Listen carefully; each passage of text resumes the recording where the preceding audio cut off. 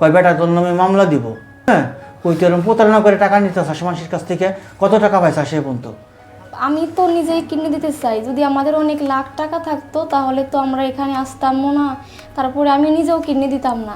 প্রিয় দর্শক, আসসালামু আলাইকুম। সবাই কেমন আছেন? আশা করি অনেক ভালো আছেন। দর্শক, এই মুহূর্তে আপনারা দুইজন ব্যক্তিকে দেখতে পারতেছেন। এনারা হচ্ছে সম্পর্কে স্বামী স্ত্রী। তো এই যে ভাইটাকে দেখতে পারতেছেন, উনি হচ্ছে মূলত একজন তার দুইটা কিডনি নষ্ট হয়ে গেছে মূলত। তো এখন তার স্ত্রী যাকে দেখতে পারতেছেন, সে একটা কিডনি দিবে, আপনারা সবাই জানেন। তো আমরা এখন তাদের এখানে আসছি কি কারণে, আমরা কিছুদিন আগে একটি ভিডিও করেছিলাম, সেখান থেকে মোটামুটি ওনারা ভালো আর্থিক সহযোগিতা পেয়েছে। এই আর্থিক সহযোগিতা পাওয়ার মাধ্যমে আসলে তারা অনেক অভিজ্ঞতার কিছু দিয়ে গিয়েছে বা অনেক অভিজ্ঞতা অর্জন করেছে। তো আসল ঘটনা যেটা হয়েছে, ওনাদের সঙ্গে কিছু প্রতারক চক্র যোগাযোগ করেছে। তো ওই প্রতারক চক্রগুলো কি করছে আমরা একটু ওনাদের মুখ থেকে শুনবো। ভাই, আসসালামু আলাইকুম। ওয়ালাইকুম সালাম। আচ্ছা, কি আছেন তো? ভালো না? হ্যাঁ ভাই, আল্লাহ পাক রাখছে। আচ্ছা, কি প্রতারণার ফাঁদে বললেন একটু বলেন তো। ভাই, একটা লোক আমাদের বলছে যে তোমার অনেক টাকা দেওয়া হবে, তুমি কোথায় আছো? বলছি যে আমরা আছি কিডনি ফাউন্ডেশন হসপিটালে আছি। হ্যাঁ, বলতেছে ওখানে দেখা করতে পারবো তো, তুমি কিন্তু নিচে আসতে হবে তোমার হাসপাতাল থেকে। আমাকে ঠিক আছে, আসবো। হ্যাঁ, পরে আইসে আমরা দেখা করলাম। দেখা করার পর মানে দ্রুত আমাকে বলতে, আমরা বাইরে ছিলাম, বললাম যে আমরা রিক্সায় আছি, আমরা একটু বাইরে গেছিলাম, ওই পিজিতে গেছিলাম টেস্ট করার জন্য, আমরা একটু পথে আসতেছি। কয় তাড়াতাড়ি এসো, তোমাকে সাথে অনেক কথা আছে, জরুরি কথা, টাকা নেবে না তোমরা, টাকা দেবো তোমাদের, আমরা বেশি দেরি করবো না। পরে আমরা আসলাম, আসলে পরে হাসপাতালের দোতলায় খাড়াই রয়েছে একটা ব্যাগ নিয়ে, মানে অনেক সরকারি লোকের মতো দেখাইলো আর কি। হ্যাঁ, নিজেও বললাম আমি সরকারি লোক, যে সরকার তোমাকে সহায়তা করবে এবং কি তোমাদের সত্য মিথ্যা যাচাই করতে আসছি, আমরা সহায়তা দেবো তোমাদের বলে আসলে বলে আমাকে তোমার যে অসুস্থ তোমার কাগজপত্রের রিপোর্ট দেখাও। পরে আমার আমার ওয়াইফের আমার ফাইল দেখাইলে পরে হ্যাঁ দেখলো আর ছবি তুলে বললাম যে ছবি তুলে কী করবেন? কয় বেটা তোর নামে মামলা দিব। হ্যাঁ, কই তুই এরকম প্রতারণা করে টাকা নিতে আসে মানুষের কাছ থেকে, কত টাকা পাইছে সে পর্যন্ত? এখন না প্রতারণা তো আমাদের হৃদয় ভাই আরও দুটো সাংবাদিক এসে আমাদের এগুলো করে নিয়ে গেছে, আমাদের ফাইল হৃদয় ভাই সবাই দেখে নিয়ে গেছে। সব কিছু দেখার পর আমাদের ভিডিও করে সত্য যাচাই করে তারপর আমাদের ভিডিও কালেক্ট করছে আমাদের হৃদয় ভাই। পরে বলছে যে তুই শয়তানি করে টাকা নিতেছিস মানুষের কাছ থেকে, ভিডিও করে নিলাম আর ছবি তুলে নিলাম, তুই বুঝতে পারবি না, তোর খবর করে দেবানি, এ কথা করে নিছে। পরে আমি ভয় পাইছি অনেক। ভয় পাওয়ার পরে কয় কিছুদিনের ভিতরে বুঝতে পারবি না এই জিনিসটা, এ কথা করে চলে গেছে। সে কোনো কর্মকর্তা হইতেও পারে, ঠিক আছে? সে যদি আপনাকে যাচাই করতে যায়, জাস্টিফাই করে দেখতে পারে, এটা ভালো কথা। এটা আমরাও বলে দিছি যে আপনারা ভিডিওটা দেখার পর যদি তাদেরকে আরো যাচাই করতে চান, যাচাই করবেন, সে যাচাই করতে পারে, ঠিক আছে? এখন কথা হচ্ছে, সে যদি যাচাই করার পর যদি দেখে আপনি আসলে একজন প্রতারক, তাহলে অবশ্যই আপনার বিরুদ্ধে ব্যবস্থা নিবে, ঠিক আছে? এটা ছাড়া তো আপনার সাথে তো সে কোনো ধরনের প্রতারণা করে নাই না। আচ্ছা, তাহলে সেই ক্ষেত্রে হচ্ছে বিষয়টা আলাদা। কিন্তু বিষয়টা হচ্ছে, আপনি যদি প্রতারণা করেন মানুষের সঙ্গে, তবেই তো হচ্ছে আপনি প্রতারক হিসেবে চিহ্নিত হবেন, নয়তো তো হবেন না, ঠিক না? তা আপনি যদি ঠিক থাকেন, সব ঠিক। আর প্রিয় দর্শক, আমরা যে ওনাদের ভিডিও করেছি, আমরা কিন্তু হচ্ছে সরাসরি ভাবে তাদের কাগজপত্র, ডকুমেন্ট সবকিছু দেখে কিন্তু ভিডিও করেছি, ঠিক আছে? সুতরাং খারাপ কিছু ভাবার কোনো কথাই নেই। আচ্ছা, আপনি এখন যেখানে আছেন, স্থানটা মনে একটু চেঞ্জ হয়েছে না? হ্যাঁ, আগের জায়গা থেকে চলে আসছে। আগের জায়গা থেকে চলে আসছি, মানে প্রতারকরা অনেক আমাদের ঠিকানাটা নিয়ে গেছিল, জানতে পারছিল, এই জন্য আমরা বাসা। আচ্ছা, আপনাদের ঠিকানাটা দিবেন না? আর অন্তত আরেকটা কথা বলি, বাসায় কাউকে এলাও করবেন না, বাসায় কাউকে আনবেন না, কারণ প্রতারক চক্রের অভাব নাই, এগুলো থেকে সাবধান।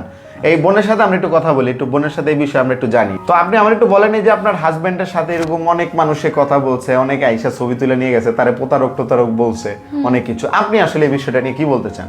আমরা এমনি অসহায় মানুষ, আর আমি তো নিজেই কিনে দিতে চাই। যদি আমাদের অনেক লাখ টাকা থাকতো তাহলে তো আমরা এখানে আসতামও না, তারপরে আমি নিজেও কিনে দিতাম না। এখন আমাদের বাহিরে থেকে কেনার ক্ষমতা নাই, এখন আমাদের পরিস্থিতি খারাপ। আমি আমার হাজবেন্ডকে নিয়ে এখানে আছি, অনেকটা মাস ধরে এখানে পড়ে আছি। আমাদের এলাকার মানুষ এবং কি আত্মীয় স্বজন সবাই ভুলে গেছে। আমি যদি আমার স্বামীকে ফেলে যাই তাহলে আমার স্বামী বাঁচবে না। আমি আর অনেক মানুষের কাছ থেকে এই যে এখন পর্যন্ত মনে করেন আমরা ভিডিও করার পর এখন পর্যন্ত মোটামুটি আর্থিকভাবে তো সহযোগিতা আসছে না? হ্যাঁ, আসতেছে, এখনো আসতেছে। হ্যাঁ, যাতে আমরা এখন রিপোর্টগুলো করতে পারতেছি। তবে ভিডিও যেটা আপলোড করছি, আপনার ওটার ভিডিও মানুষ এখনো দেখতেছে, ঠিক আছে? এখনো দেখতেছে। তো ইনশাআল্লাহ অনেকে সহযোগিতা করবে, আর অনেকে নাকি আশ্বাস দিয়েছে দিবে না। হ্যাঁ, আমাদের ভিডিওগুলো দেখা অনেক ভাই তো কান্নাই করছে, অনেক আপুরাও কান্না করছে, আন্টিরা কান্না করছে, বলছে যে শুধু আমাদের এমনি কেউ বলে না, আপনি তো অনেক মেয়েদের সাথেও কথা বলছেন, কেউ জিজ্ঞেস করে না যে বোন তুমি এটা কেমন মানুষ যে তুমি স্বামীরে কিডনি দিয়ে দিবা? হ্যাঁ হ্যাঁ, একটা ভাই, অনেক ভাই বলছে, অনেক আপু বলছে যে তুমি তুমি কেন এই যে কিডনি দিতে চাইতেছো, তুমি যদি সরকারি তুমি এতটুকু মানুষ, বয়সটাও কম, এখন যদি তুমি তোমার মানে খুশি মনে তুমি যদি একটা ফ্ল্যাট করা বাড়ি, সরকারি একটা মানুষ তোমাকে যদি নিতে চায়, তুমি তো যাইবা না? আমি বলছি না, কারণ আমার অসুস্থ স্বামী, তো তাকে নিয়ে আমি ভালো আছি, কারণ আমি একে ছাড়া আমি কোথাও থাকতে পারবো না। যদিও থাকতাম তাহলে যাইতাম, তাহলে আমি এর পাশে এখনও থাকতাম না।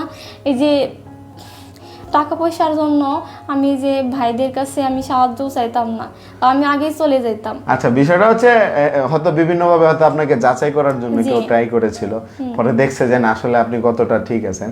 আচ্ছা যাক ভাই, আপনার জন্য দোয়া রইলো, বোন আপনার জন্য দোয়া রইলো। আর প্রিয় দর্শক শ্রোতা, ওনাদের একটি ভিডিও আপলোড করা আছে অলরেডি, ওই ভিডিওটাতে হচ্ছে তাদের মোবাইল নাম্বার দেওয়া আছে। আপনারা যদি তাদের সাথে কেউ যোগাযোগ করতে চান, আমার এই ভিডিওর ডিসক্রিপশন এবং প্রথম কমেন্টে আমি আরেকটা ভিডিওর লিঙ্ক দিয়ে রাখবো, ওনাদেরই ইন্টারভিউ।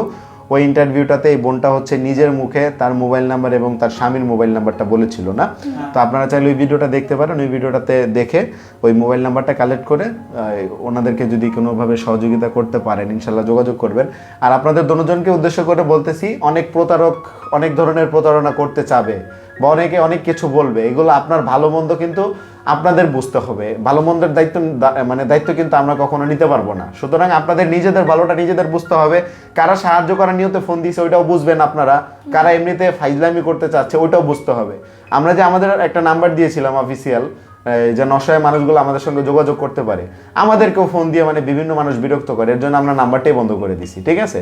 তো এখন বিষয়টা হচ্ছে আপনি চাইলেও কিন্তু আপনার নাম্বারটা বন্ধ করতে পারবেন না, কারণ আপনি যদি বন্ধ করেন তাইলে হচ্ছে কি আপনার যারা সাহায্য করার নিয়তে ফোন দিবে তারা কিন্তু দিতে পারবে না। তো এক্ষেত্রে প্লিজ আপনারা সতর্ক থাকবেন, সতর্ক থেকে মানুষের সঙ্গে কথা বলবেন, ঠিক আছে?